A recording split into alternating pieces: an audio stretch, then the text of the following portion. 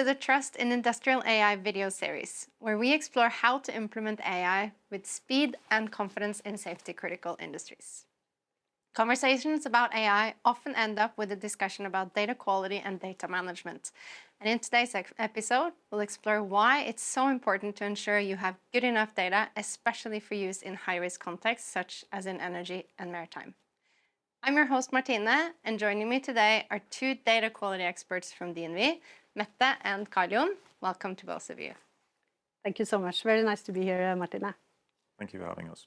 Yeah, so I think we'll start with the first question to you, Karl. And of course, the question is, why is it so important for companies to think about data quality if they want to realize the potential benefits of their AI investments? I think, as you mentioned, the conversation often goes straight to AI. But if we want to have good AI, we have to ensure that we have good data. So data is the backbone of a good AI system. So we have to focus more on the data. If we have good data coming into the system, then we can trust the results of the AI. And for many years, organizations have been collecting a lot of data. It provides a great resource for AI, but it's not just enough to have lots of data. We also have to have good data. And a recent DNV survey of energy professionals showed that data quality and data management issues are very important enablers for digitalization. And AI models, they rely on accurate and reliable data, and poor quality data really does not work with AI. So we have to focus on the data that's going into the AI, the data that is training the models, and we are then using to get good decisions.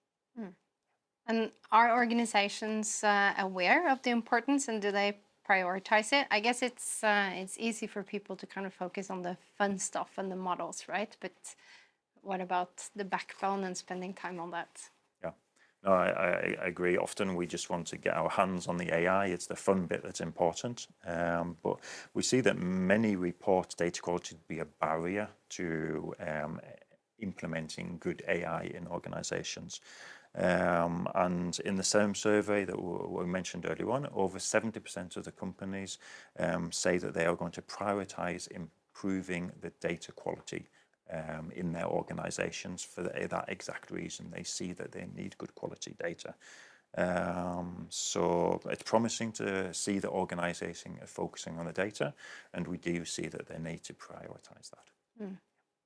And you definitely focus on the data, Mette, and have a lot of experience with that from the maritime industry.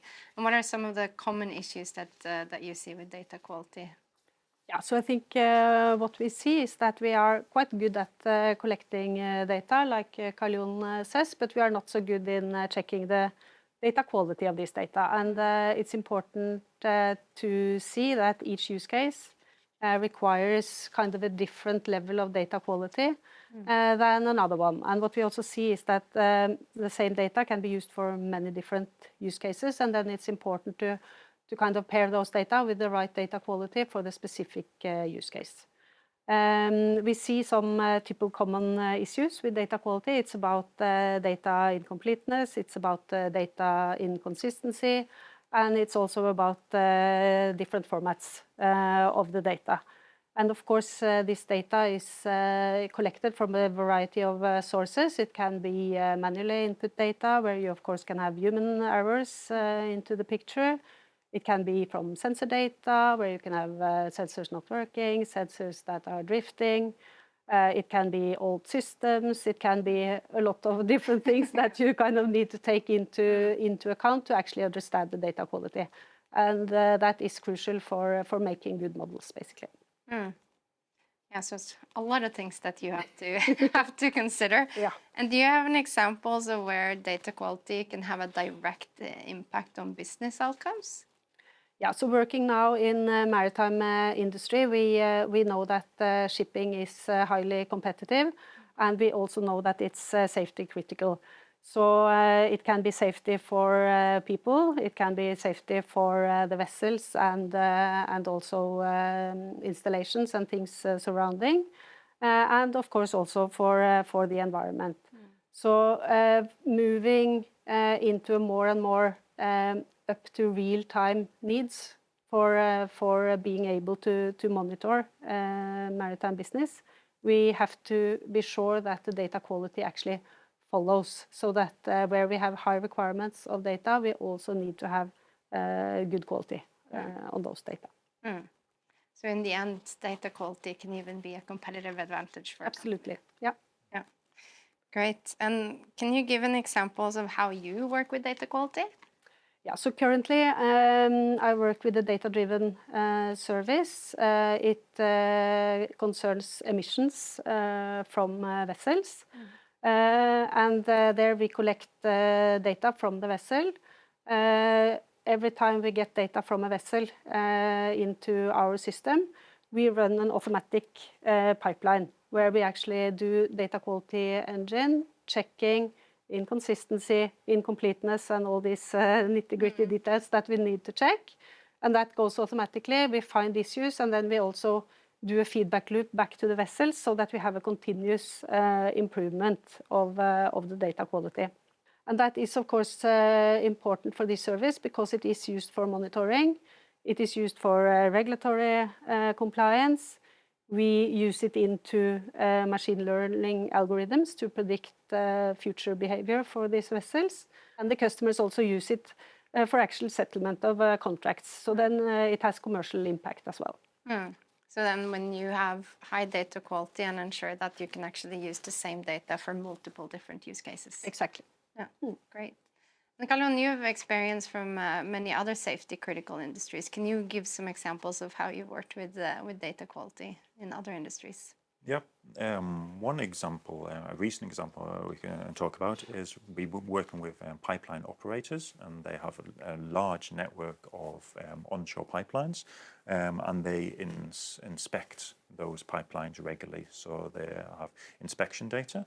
It's lots of data. It covers a huge geographic area, and what they really want to do is look at potential issues with those pipelines.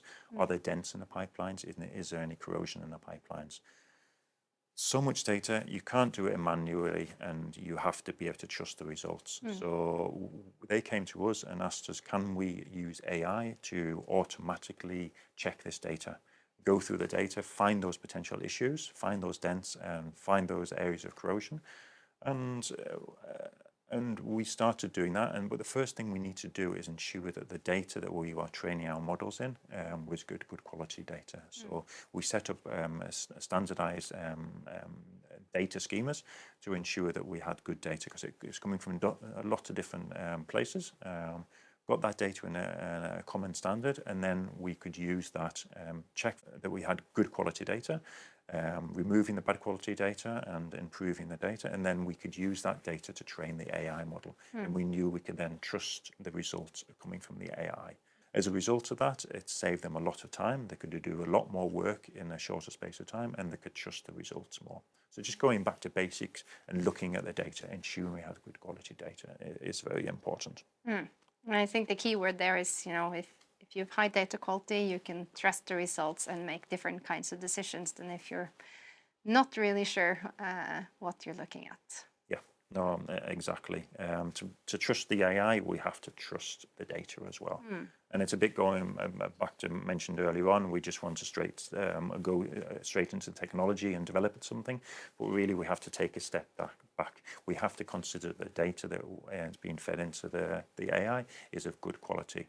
It's the correct data, it's appropriate data, and we can then trust the results that come out of the AI models in a much better way.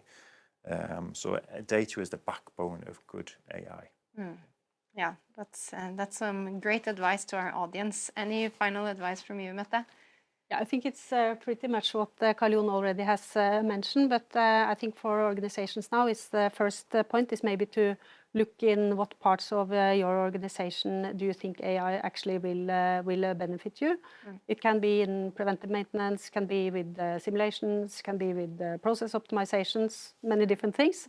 But in a way, try to find those areas where you think AI will benefit you. And then next step is then to start collecting data and have a proper management system around those data, so that you have the ability also then to check data quality properly. And then when you have all of that in control, then it is about choosing the right AI platform and tools for then starting building the algorithms. But the key takeaway is start with the data, always. Important. Yeah, great. So thank you very much for sharing your insights, both of you, Mette and Karl. And thank you very much for our audience for tuning in. If you have any questions or want to learn more about how DNV can support you with the safe application of industrial AI, then please visit our website. Thank you.